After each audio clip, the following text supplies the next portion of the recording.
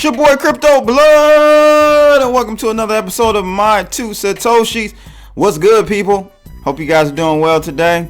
And we playing some real OG Easy E West Coast. What's up, West Coast?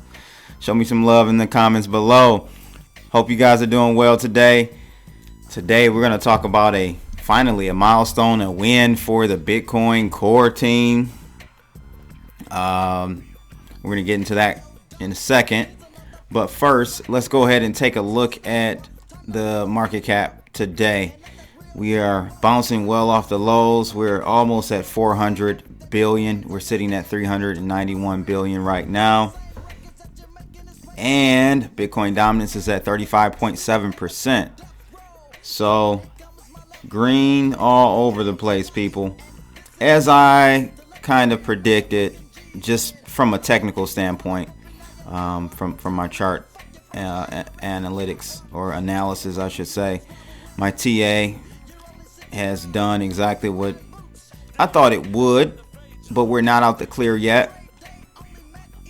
We've seen a clean bounce off of that red trend line that I drew a while back, and now we need, people, let me just explain, we need to see,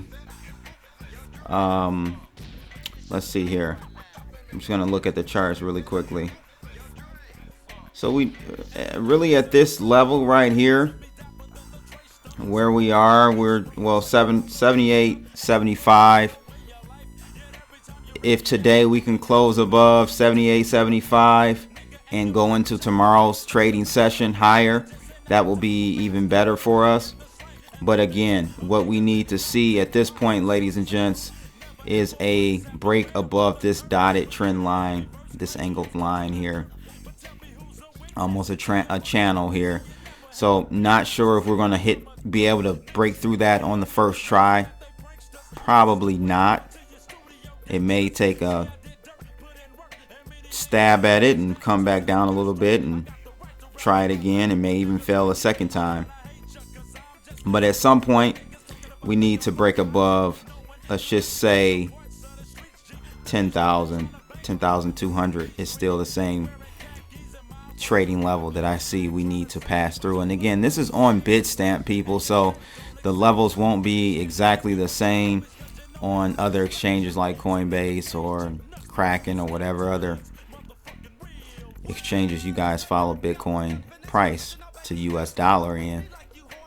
But let's just keep an eye on it. But so far so good, people. Again, 10,200 is ultimately where I would feel like we're in a recovery position and heading back to Saturn up there. So that's it for that. Let's go ahead and take a look at this article. This article is out of Bitcoin.com, and voila, Coinbase is adding Segwit support. So after months of pre-verification, Coinbase has announced that it will add Segwit support to the Bitcoin wallets.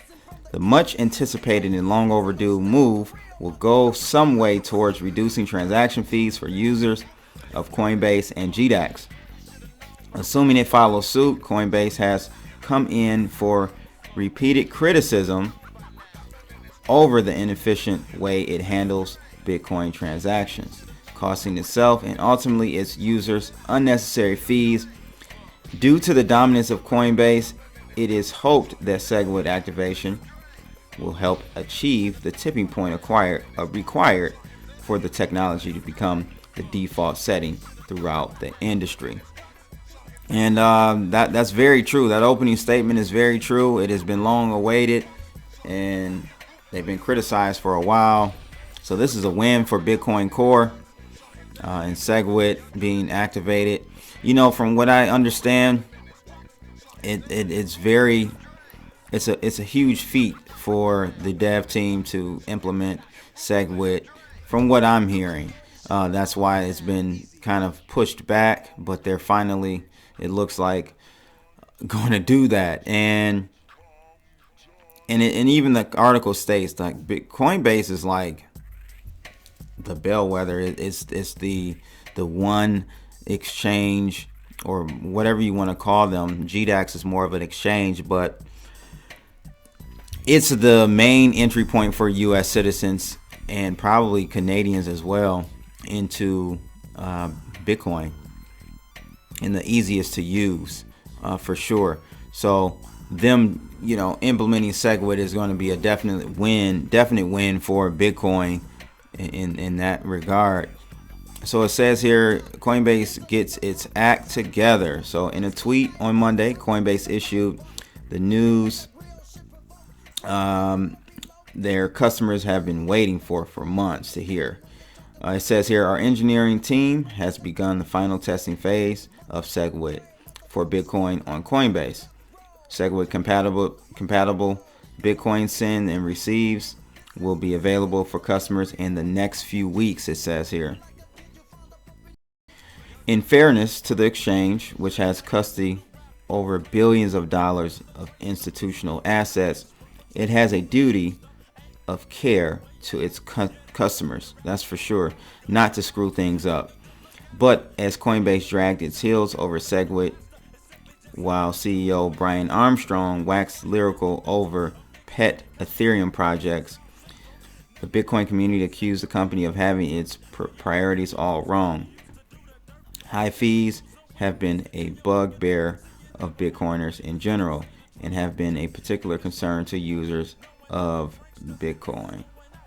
So that's good for them. But again, as I stated in an interview I did the other day, Bitcoin Cash, on the other hand, seeing that they adopted Bitcoin Cash, being Coinbase, that is, them being such a big name in the game, that was a huge win for Bitcoin Cash as well.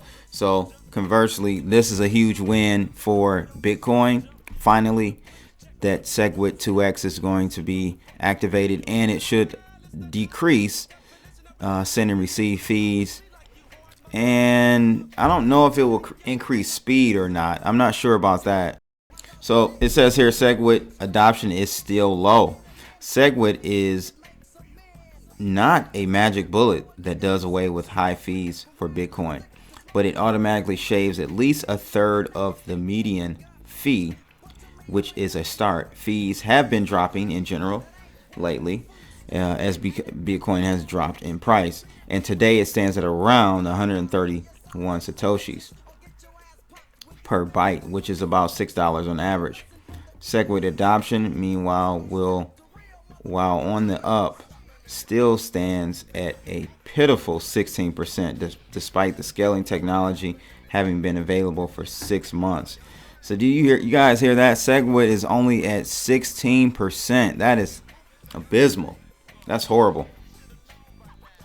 So what do you guys think about this Segwit? Is this a win for Bitcoin? I mean, obviously it is, but what are your thoughts on, just Segwit and the Lightning Network? I'm reading over the Lightning Network white paper right now. I was having a debate with a gentleman about, a video I put up regarding Lightning and how it really is hub and spoke, or will end up being. And he challenged me to, he's like, did you even read the white paper? I'm like, no, I didn't. So I've done various queries online and searches and stuff about Lightning Network, but I haven't read the white paper myself. So I'm going to do that and definitely let you guys know what I feel about it. If I still feel like it's not the best solution for Bitcoin. So all these people talking about Lightning Network is going to be this and that. They can't even get Segwit